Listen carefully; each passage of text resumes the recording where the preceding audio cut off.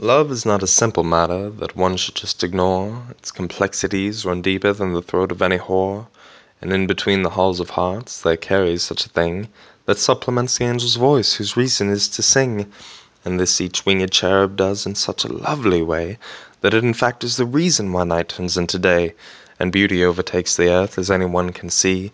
The morning is a special place where darkness cannot be, and so it is as it has been of darker demon folk. Never since they'd been created had they heard what angels spoke, and nor could they, in the space in which they dwell, sing for themselves. Silent anguish accompanies the eternity in hell. And yes, it's as it's always been, and forever it will stay. Heaven much happier than where the sinner prince does play, for only he in this foul place has any sort of fun, torturing those who committed wrongs in the land beneath the sun. Yes, earth, the home to mortals, the wise, the young, the fair, but most important to this story, the beautiful Sinclair. Sinclair Gillespie Rivers was her name given at birth, and the title that she carried throughout her days upon the earth.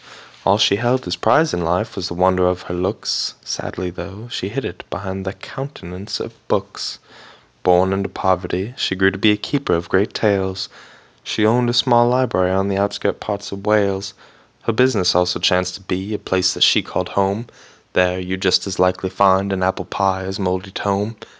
And if by any chance a man would walk in there, behind a book and under bun is where he'd find Sinclair. But she would not raise up her head to greet this humble fellow. Or what might you be looking for, would surmise for every hello. And in response he'd say as such, and that would be the end. Romance left to be found in the words and work of pen. As time went by God watched, and he saw his child fade. But the devil looked and laughed at the mistake that God had made. For to him she was not fading. To him she was a chance to gain now what he never had, love and more romance. For every one on earth, it seemed, had a soul-linked pair. Why could this not be so for the devil and Sinclair? He came to her one night. He thought that it'd be best to introduce himself while she lay in quiet rest. So, while the sun was set and sweet Sinclair asleep, he crawled into her dreams with a slow and silent creep. The day that dream was quiet, honeysuckle fumed the air. A lush green field held a tree, the breeze, and yes, Sinclair. But unbeknownst to her, a rest beneath the tree, there lay a certain serpent, where he's usually found to be. Every night he came to her, but never did it change. Sinclair was constant in that place, seemingly alone upon that range. But after it had been a while, around about a week, the devil had an urge, a need. He simply had to speak. "My dear, any man on earth, it seems, could be your puppet toy.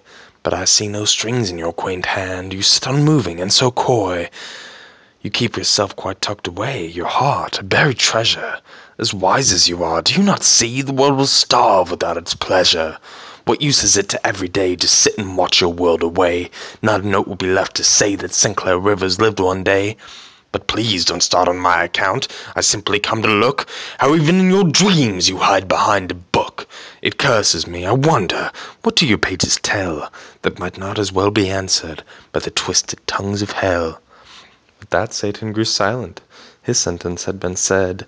He lay there waiting, quiet now, to clear his heated head. But before time could wash away the things that she had heard, Sinclair took in a quickened breath and responded with this word.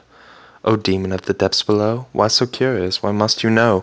My entire life I've kept to my own, and will do so still till flesh is bone. What right have you to contemplate and make remark of my mortal state?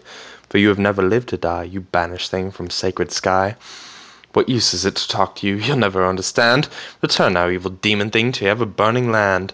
Do not attempt but once again to be a branch within this tree, and never let it in your mind to come back and bother me." "Why, Sinclair, I'm hurt. Your words are burning pitch, and if I knew no better, I'd praise you as a bitch. But you are not like the rest, you see, that's why I'm here. I came from hell to ask your love, my pretty darling dear." With that, Sinclair stood back aghast, her eyes a shining green, as the snake transformed into the most handsome man she'd ever seen. "As my love," Satan went on, "you'll be safe, secure, and praised, and the things that I shall teach to you will keep your mind amazed." Satan then walked forward, extending just one arm, and whispered then to stunned Sinclair, "I swear I mean no harm. He let his other find its way to her most private place, and in that instant all fear and rage had vanished from her face. While hellfire raced up through her veins, a gasp escaped her lips, and tingles spread into her spine and out her fingertips. She was powerless to fight it, as he knew she'd be, and it took all of Satan's strength to finally set her free. "It seems you've never loved a man," he said, "although that's just as well, for no pleasure on this sullen earth can match what waits in hell." Though before Sinclair could stop to think, the devil dared a knowing wink, and vanished from that dream of sight, for dawn had broken through the night. She awoke that morn, quite drenched in sweat, and between her legs a different wet, and all her thoughts were of his touch, and how she wanted more so much. But a fortnight passed for his return, 2 weeks in which she longed to burn, until on the Ides he did arrive, to the girl so long deprived. When she saw him standing there, she leapt a foot and ran into the arms of the darkest prince in the form of mortal man. "Truth be told," she managed, as tears streamed down her cheeks, "I've never felt more alive than I have in these past weeks. You see, I found life in lack of meaning. I never thought it true that there was something after death until I met with you." As Satan's grin grew wider, he knelt down to one knee, and pronounced then to his human love, "Well, will you marry me? But beware, my sweet endearing one, do not reply in lust. To be my bride eternal, I need undying trust." "I will," she screamed, "I'll trust in you, and everything you say. Please take me as your wife, dark prince, you shall have me if you may." With that the sinner smiled, as Sinclair just then awoke to the sight of burning books and lungfuls of black smoke. As her body burned, she saw what she had done. She saw the devil's little game, and was happy that he won. She did not pray forgiveness, she did not voice a scream. She went on gladly to be wed to the man within her dream.